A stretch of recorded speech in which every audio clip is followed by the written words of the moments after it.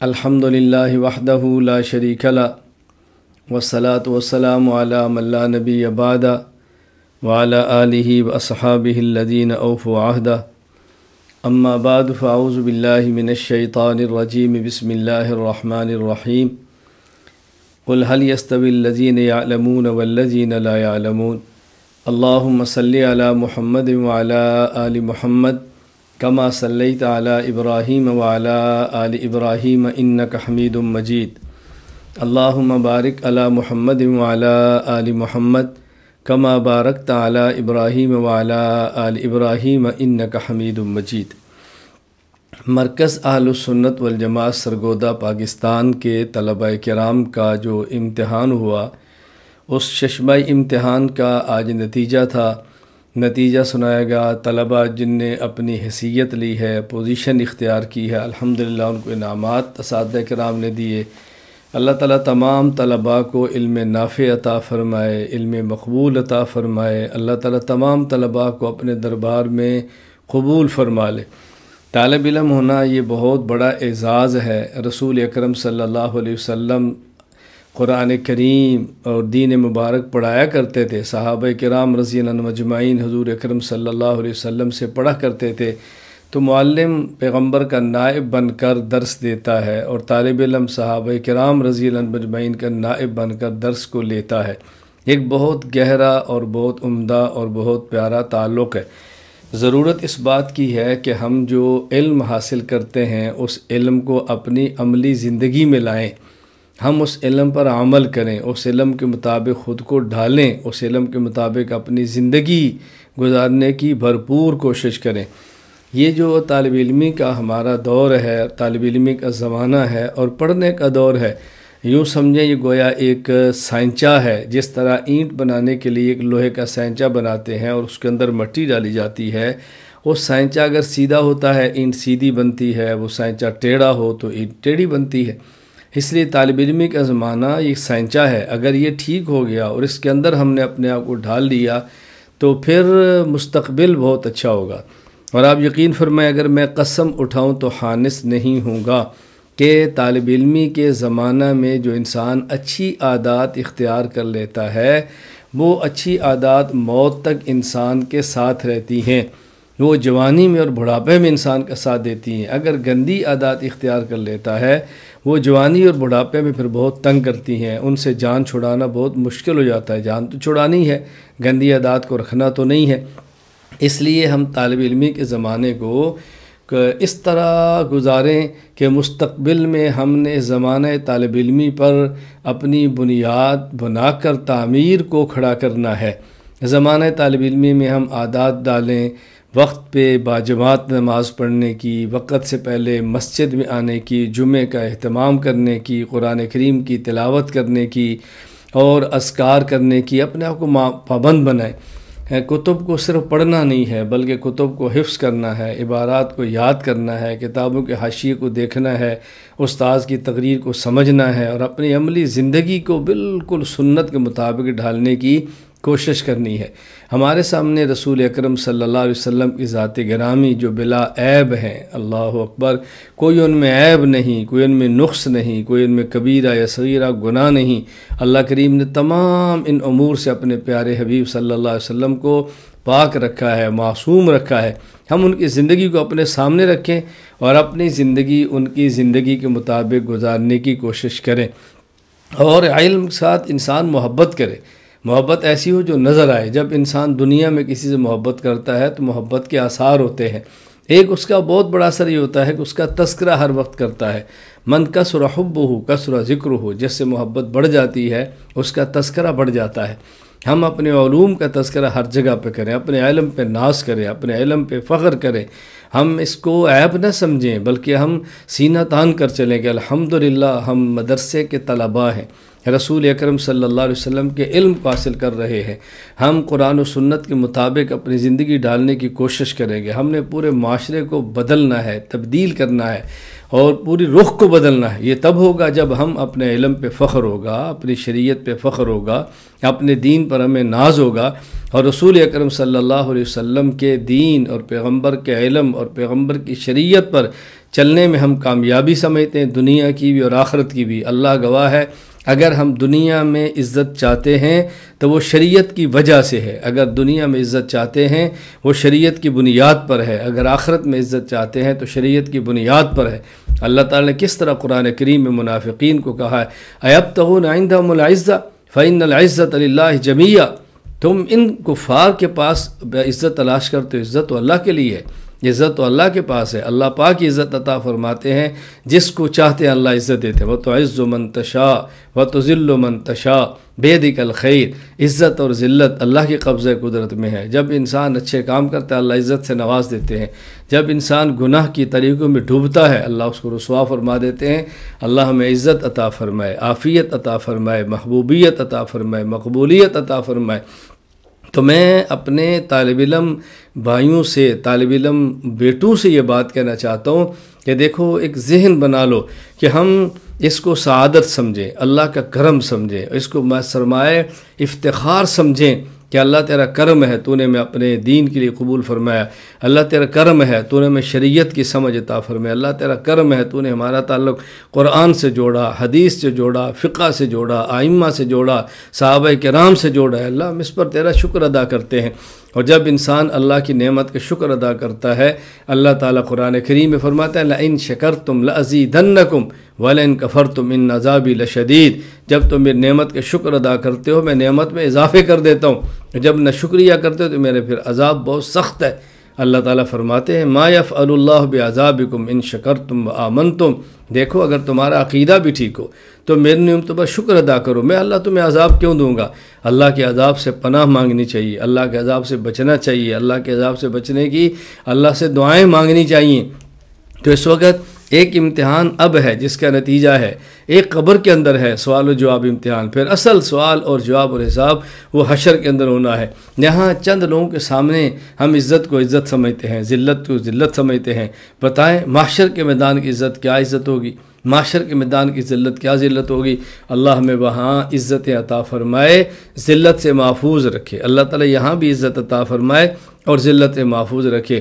میں اپنے طالب علم دوستوں کو، طالب علم بھائیوں کو، طالب علم کو اپنی اولاد کی طرح سمجھ، اپنے بیٹوں کو یہ بات کہتا ہوں کہ دیکھو بیٹا، اپنی زندگی شریعت کے مطابق گزارنے کی کوشش کرو، اور یہ زمانہ طالب علمی کو غنیمت جانو، زمانہ طالب علمی میں باہر کے تعلقات کو منقطع کر دو، علم کو اپنے اوپر سوار کر لو، علم کو اپنے اوپر سوار کر لو، اور ہر وقت علم کا مذاکرہ کرو، شریعت کا مذاکرہ کرو، ہر وقت اپنے آپ کو کھپا دو اس علم کے اندر۔ علم شریعت کی خاصیت یہ ہے العلم لا یعطیک بعضا حتی تعطیہ کلا، جب تک اپنا سب کچھ علم کے سپرد نہ کرو علم اپنا کچھ حصہ بھی نہیں دیتا، علم اپنا کچھ حصہ بھی نہیں دیتا۔ ہم نے زمانہ طالب علمی کو اس طرح گزارنا ہے کہ دوبارہ یہ وقت نہیں آنا، دوبارہ یہ وقت نہیں ملنا۔ ہمیں وقت ملے کہ ہم کتابیں پڑھیں، ہم مطالعہ کریں، ہم تکرار کریں، دوبارہ درسگاہوں کی آئیں، یہ بہت مشکل ہے۔ اللہ نے وقت دیا تو اس کو غنیمت سمجھے۔ جن طلباء کرام نے امتحان میں نمبرات اچھے لیے ہیں اور پوزیشن حاصل کی ہے، میں ان کو مبارکباد پیش کرتا ہوں، اور وہ طالب علم جن نے محنت کی ہے، امتحانات دیا ہے لیکن وہ اچھے نمبر نہیں لے سکے یا پوزیشن نہیں لے سکے، وہ دل چھوٹا نہ کریں، دل چھوٹا نہ کریں، اگلا امتحان ہے اس کی تیاری کریں۔ پھر ہر طالب علم کی لکھائی نہیں اچھی ہوتی، کوئی کمزور بھی ہوتا ہے، ہر ایک کا حافظہ مضبوط نہیں ہوتا، کسی کا کمزور ہوتا ہے، کسی کی زبان کی طاقت کم ہوتی ہے، زیادہ مضبوط نہیں ہوتی، لیکن عملی زندگی میں تو ہر ایک پورا اتر سکتا ہے، عملی زندگی میں تو انسان آگے بڑھ سکتا ہے نا۔ اصل عمل ہے، اصل علم نہیں ہے، اصل عمل ہے۔ علم وہی معتبر ہے جس کے مطابق عمل ہو، علم ہو اور عمل نہ ہو یہ کیا زندگی ہے؟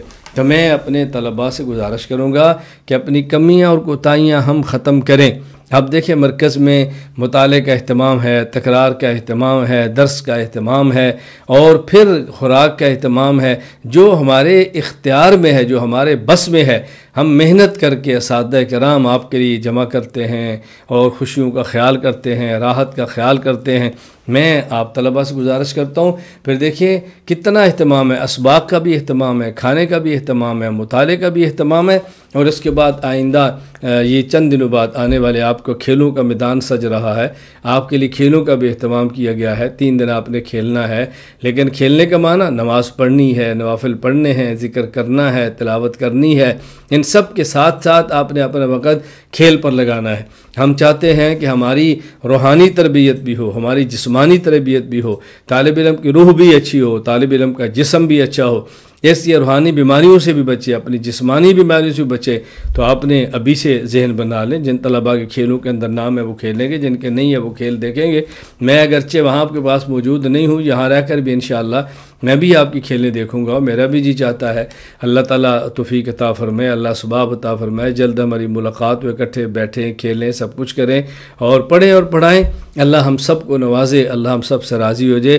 فی الوقت میں جو آپ کی خدمت میں عرض کرنا چاہتا ہوں وہ یہ کہ ہم اپنے عمل پر توجہ دیں، اپنی کمی اور کوتاہی کو ختم کریں۔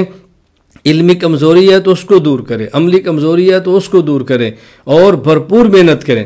طالب علم کو چاہیے اپنی نمازوں کا اہتمام کرے، اذکار کا اہتمام کرے، تلاوت کا اہتمام کرے، اور اپنے علم پر توجہ دے، اور ساتھ ساتھ دعائیں مانگے، دعاؤں کا بہت اہتمام کریں۔ دعا اپنے لیے بھی مانگیں، والدین کے لیے بھی مانگیں، اساتذہ کرام کے لیے بھی مانگیں، اور دنیا کے کسی کونے میں رہنے والا ہر وہ فرد جو ہمارے اوپر ایک پیسہ بھی خرچ کرتا ہے، اس کا حق ہے کہ اس کے لیے دعا مانگیں۔ اے اللہ تو اس کی مغفرت فرما، ان کو رزق حلال عطا فرما، وسعت کے ساتھ عطا فرما، برکت کے ساتھ عطا فرما۔ ہم سے ہزاروں کلومیٹر رہ کر وہ ہماری فکر کرتے ہیں، اے اللہ کریم تو ان کے لیے، ان کی اولاد کے لیے اے اللہ تو خوشیوں کا انتظام فرما دے۔ یہ میرے بیٹو حق ہے ان معاونین کا جو ہمارے اوپر خرچ کرتے ہیں، ہماری رہائش کا انتظام کرتے ہیں، کتابوں کا اہتمام کرتے ہیں، کھانے کا اہتمام کرتے ہیں۔ ایک ایک چیز ہماری ایسی ہے کہ جس کا وہ لوگ اہتمام کرتے ہیں اور ہمارے اوپر بھرپور خرچ کرنے کا کوشش کرتے ہیں۔ ہم نے ان کے لیے بھی دعا کرنی ہے، اور وہ تمام مصنفین جن نے کتابیں تحریر فرمائی اور کتابیں ہم تک پہنچی اور ہم ان سے استفادہ کرتے ہیں، ان مصنفین کے لیے دعا کریں۔ ہمارے وہ اکابر جن نے اس کورس کو اور اس نظام کو مرتب فرمایا، ہم ان کے لیے بھی دعا کریں۔ ہمارے موجودہ اکابر جو ہماری محنت کرتے ہیں، ترتیب بناتے ہیں، نظم بناتے ہیں، ان کے لیے بھی دعا کریں کہ اللہ تعالیٰ ان کو بھی اپنی شان کے مطابق اجر عطا فرمائے۔ اللہ تعالیٰ مجھ سے بھی راضی ہو جائے، اللہ تعالیٰ آپ سے بھی راضی ہو جائے، اللہ آپ کو بھی توفیق دے، اللہ مجھے بھی توفیق عطا فرمائے کہ ہم اپنے اس دینی اعمال کے اندر لگے رہیں۔ باقی انشاءاللہ جو ٹورنامنٹ ہونے والا ہے، میں کوشش کروں گا آپ کا ٹورنامنٹ بھی دیکھوں، اور اس کے بعد آپ کے انعامات ہوں گے اس کے اندر بھی یہاں رہ کر شرکت کروں، اور پھر انشاءاللہ تفصیل سے آپ سے بات بھی کریں گے۔